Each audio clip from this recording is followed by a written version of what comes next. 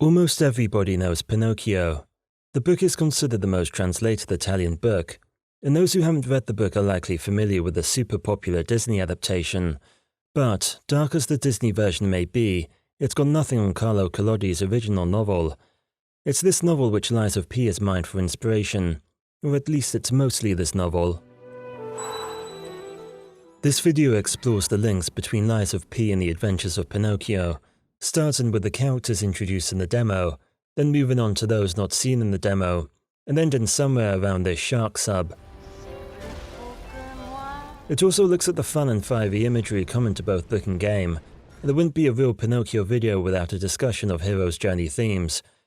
Really though, it's all an elaborate excuse to include cutaways to this film you never knew existed, because you've seen the Disney version enough times.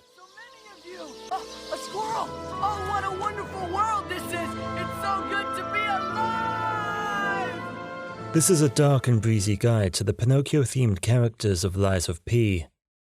The first words you hear are not spoken by Pinocchio, in fact none of them are. The P of Lies of P is that most classic of video game characters, the silent protagonist who has lost all memory. A plague has consumed the consumerist city of Krat, shoppers are lying dead on the streets, and automatons have turned to violence. Pinocchio's task is to discover more about the mysterious plague, and destroy any deranged puppets that get in his path. This is not the talkative Pinocchio of the novel, always up to no good, nor does he possess a crude wooden form with tiny ears and an extendable nose. The game subverts the character in terms of his look, personality, and moral code. The hard edges have been smoothed out, the skin is baby smooth, and the nose has been carved with delicate proportions. The art director said he wanted P to represent the pure, untarnished, and innocent beauty of having to learn to lie. The designers have made P pretty to look at. He's a great deal more dainty than his literary counterpart. He's slim and pale-skinned, with a boy band-like mane of hair. In promotional shots, he lies gazing with a fey, faraway look, as if posing for a Renaissance painting. His hands look soft. He's not the sort you'd expect to see wielding a massive sword. In Lies of P, lying does not make the puppet's nose grow. In fact, it's a step in the right direction. Every time he lies, P will gradually become more human. This is a subversion of the book's mechanism whereby every time Pinocchio lies, he transforms for the worse. The game seems less concerned about deforming P's puppet body, and instead more interested in its ability to be altered, as demonstrated in the Legion arm, a swappable arm that provides the character with a unique special move. Pinocchio has no voice. He is enlivened by the spirit of Sophia, and it is her voice that guides him along the train carriage towards the destination of Hotel Krat, where she can be seen in all her corporeal glory. She represents the character of the Blue Fairy, or the fairy with blue hair. In the novel, she appears first as a ghostly apparition who speaks without moving her lips, in a voice that seemed to come from the other world. She's one of 3 mentors in the story. The second is the talking cricket. In the novel, Pinocchio kills the cricket with a hammer, after which the cricket shows up on 3 separate occasions to offer his counsel. In Lies of P, the cricket is a more constant companion. He's housed inside a lantern. He quite literally lights up the hero's path. Now and then he will offer a piece of advice. However, he lacks the warmth and humour of Collodi's cricket. He speaks with a cold and crackly computer voice. He goes by the name of Gemini, pronounced in a similar manner to Disney's Jiminy Cricket. The name works as an on-the-nose pun. However, it is also connected to the theme of lying, for in Western astrology, a Gemini is regarded as having a dual nature, and so prone to dishonest behaviour. The first boss in the game is the Parade Master. According to the general director, he takes inspiration from the chapter in which Pinocchio is sold to the circus, which means that he represents the character of the circus ringmaster. This explains the tailcoat and the top hat. It also explains the circus paraphernalia dotted about, the wooden signs and cutouts of creepy clowns and jester-like performers. The Parade Master's curly mop of hair coupled with his moustache could have been modelled after the ringmaster in the 2002 Pinocchio film. His poster advertises the marvellous puppet show. This is reminiscent of a poster in the novel, emblazoned with the words Great Puppet Theatre. Seated in a luxurious salon is Antonia. She's the middle-aged owner of the hotel, and is said to know all of its secrets, although you may have to dust a few bosses before you're privy to them. Her name takes inspiration from the character of Antonia in the novel, an old carpenter and close friend of Geppetto. Antonio makes fun of Geppetto by calling him Polendina. This is because Geppetto wears a wig that matches the same color as Polenta. The puppet receptionist in the hotel shares this name. Unlike Geppetto, he doesn't seem too angry about it. He's one of the few puppets in the demo not to have turned on their master. According to the art director, his design is based on the member of the game's publishing department. He speaks like Jeeves, and people bond with him during his stay. All puppets must obey their creator's commands. The Mad Donkey boss on Alchemist Bridge pays tribute to Pinocchio's donkeyhood in the novel. After having too much unbridled fun in Playland, Pinocchio catches jackass fever and transforms into a donkey. The donkey boss in the game may not be a real donkey, however.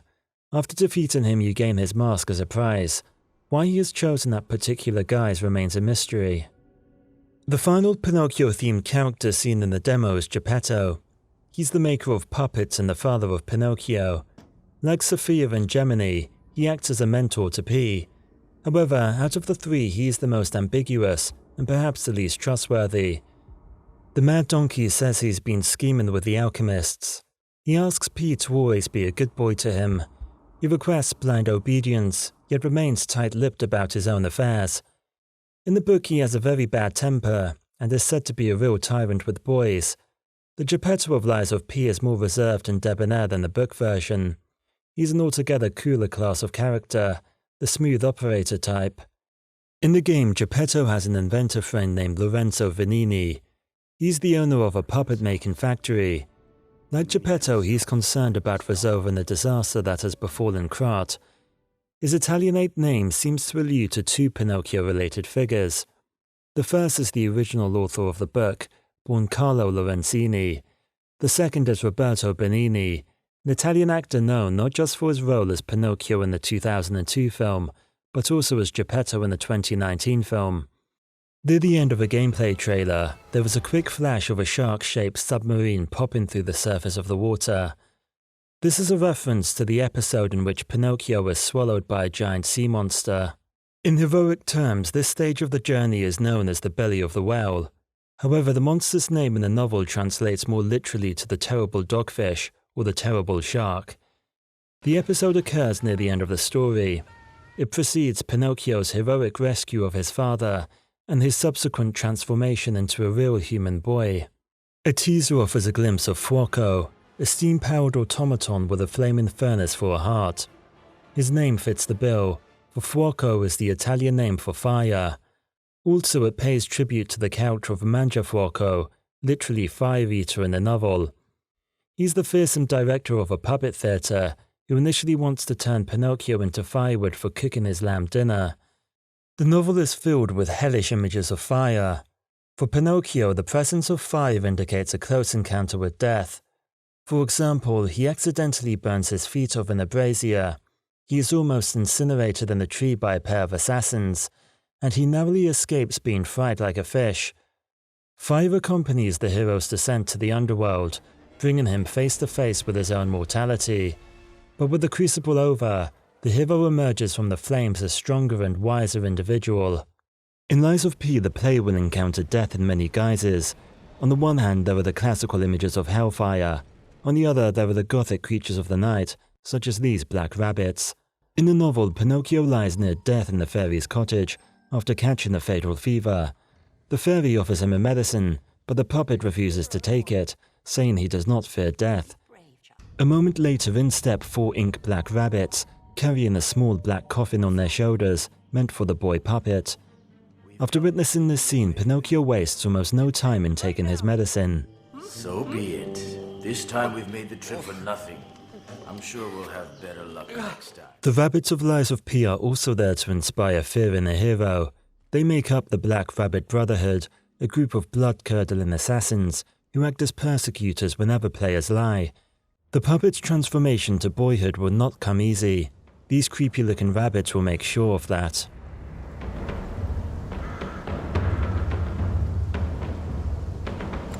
Obviously, this is not a straight adaptation of a novel, but a brand new story that uses familiar characters and archetypes to hook the player and guide them through its gothic corridors of mystery.